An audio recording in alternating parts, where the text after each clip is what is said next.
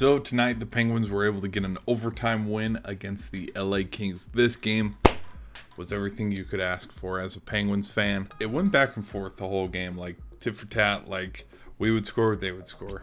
They would score, then we would score. And right there in the third period when it seemed like, okay, after Jake Guentzel scored his goal, it's like, okay, we can hold off here. You know, it's 3-2. We got something going here. Fiala scored and evened it up. And then it was 3-3 for what felt like forever. So then we had to go into overtime. And Brian Rust became the man of the hour. He scored a wraparound goal. There were a lot of wraparound goals. Like it first started with Crosby's in the first. But, I mean, he got the win. And the Penguins are now 6-6. They're at that 500 line, which is perfect. Which, in fact, let me double check the standings on where they're at. See, look at that. All right, after tonight's win, we move from 8th to 6th, tied with the Capitals and just 1 point behind the Islanders. And so just like that, okay, let's see the East overall. Hold on real quick, hold that thought. 13th in the East, okay. We are a win away from tying Montreal at the 9th spot. I totally forgot San Jose is in California, but they had a graph where it's like Penguins are 3-0 with California teams. But yeah, whoop on the Sharks. It's the Sharks. But then the close, tough game against the Ducks where they pulled it out there at the end, and then tonight where they beat the Kings in overtime.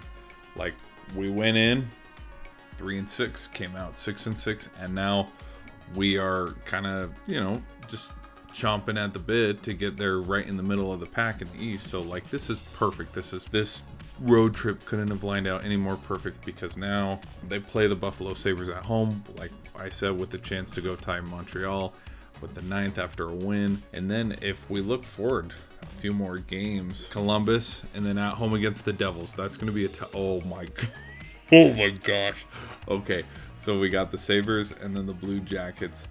And then we got a freaking gauntlet, a 4-game stretch. Devils, the Rangers, Vegas Golden Knights, the Rangers. And so this is the perfect stretch right here to even it up at 500, because get business done against the Sabres and go to 7-6.